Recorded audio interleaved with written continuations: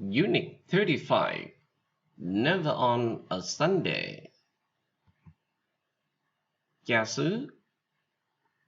Vicar. Vicar. Chào Benson.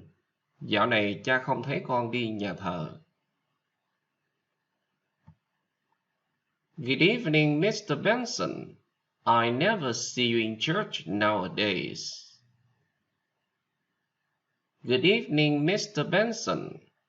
I never see you in church nowadays. I never see you in church nowadays. Không thưa cha, nhưng vợ con luôn luôn đi nhà thờ. Cô ấy đi mỗi ngày Chủ nhật. No, Vicar, but my wife always goes to church. She goes every Sunday. No, Vicar, but my wife always goes to church. She goes every Sunday. Cha biết, nhưng con không bao giờ đến. I know, but you never come. I know, but you never come. Con thỉnh thoảng đến, thưa cha. I sometimes come, Vicar. I sometimes come, Vicar. Con đến vào ngày Giáng sinh và dịp lễ Phục sinh. I come on Christmas Day. Christmas Day. I come on Christmas Day. And at Easter. And at Easter. I come on Christmas Day and at Easter.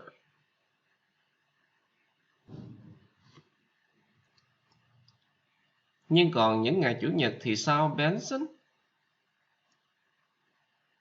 But what about Sundays, Mr. Benson?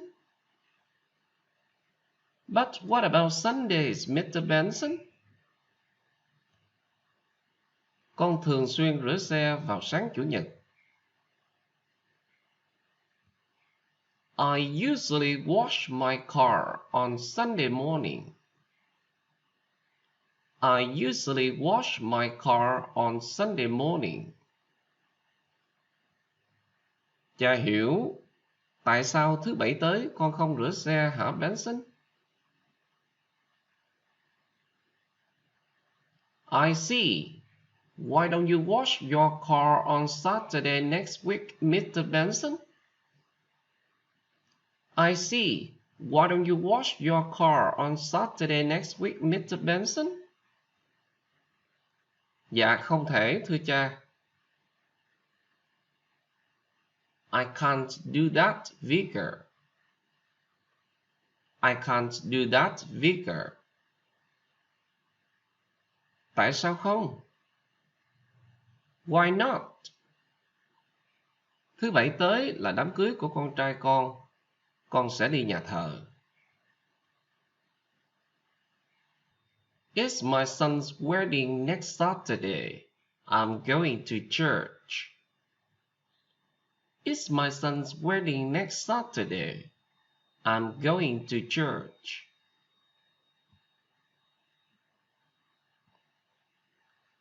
Anh ấy đôi khi chơi bóng đá.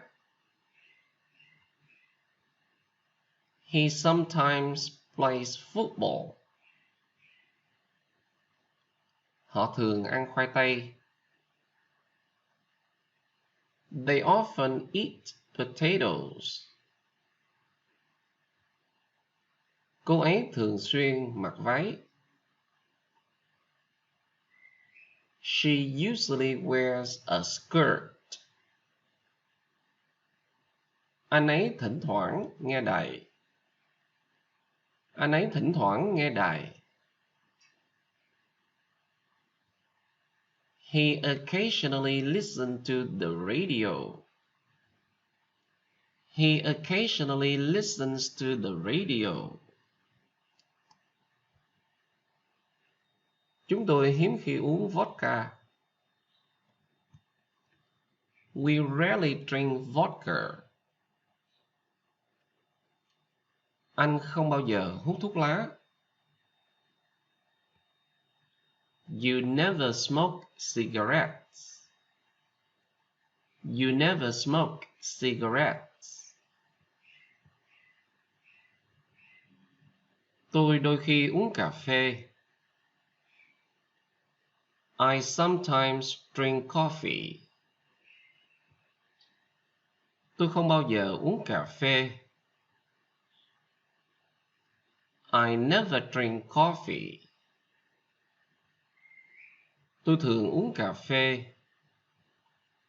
I often drink coffee. Television.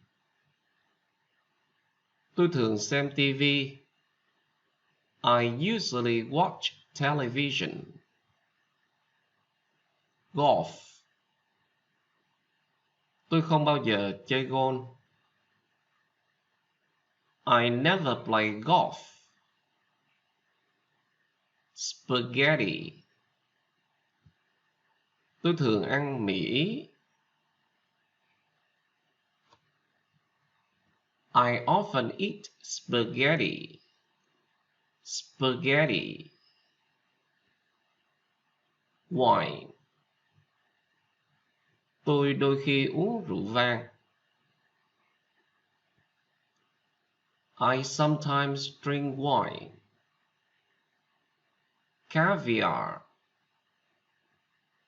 Tôi không bao giờ ăn trứng cá muối. I never eat caviar.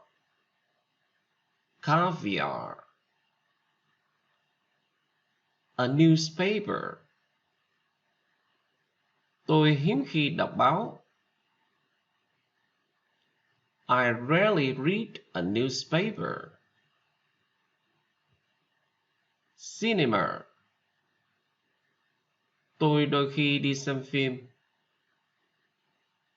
I sometimes go to the cinema. New clothes. Tôi hiếm khi mặc quần áo mới. I rarely wear new clothes. A tie. Tôi luôn luôn đeo cà vạt. I always wear a tie. Cigarettes. Tôi không bao giờ hút thuốc lá. I never smoke cigarettes. Pop music. Tôi thường nghe nhạc pop. I often listen to pop music.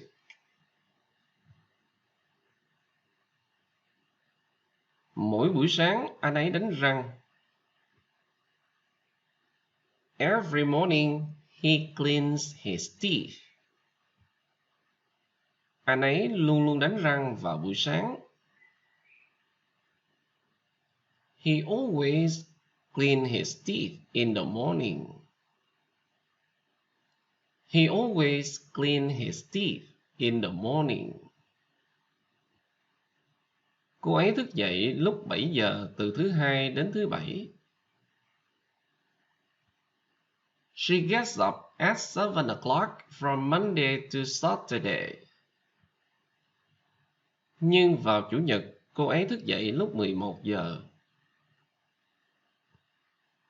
But on Sunday, she gets up at 11 o'clock. Cô ấy thường xuyên thức dậy lúc 7 giờ. She usually gets up at 7 o'clock. Họ thích phim, họ xem tất cả những phim mới. They like films. They see all the new films. They like films. They see all the new films. Họ thường đi xem phim. They often go to the cinema. Anh ấy có radio và TV. He's got a radio and a television.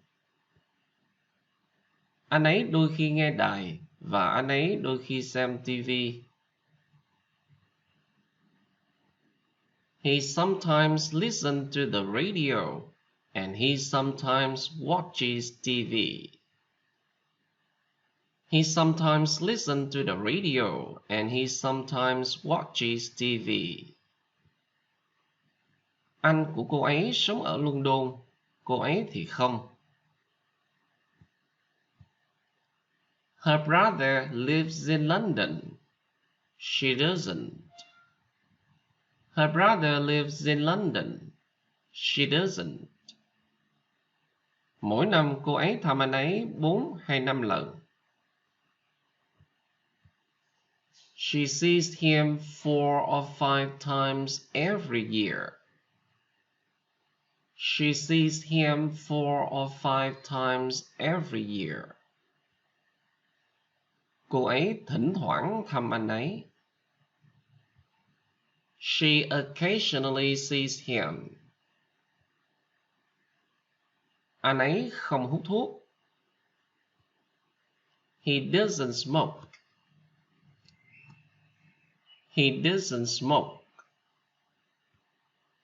Nhưng vào dịp Giáng sinh, sau bữa ăn tối, anh ấy dùng một điếu xì gà. But at Christmas, after dinner, he has a cigar. But at Christmas, after dinner, he has a cigar. Anh ấy hiếm khi hút xì gà.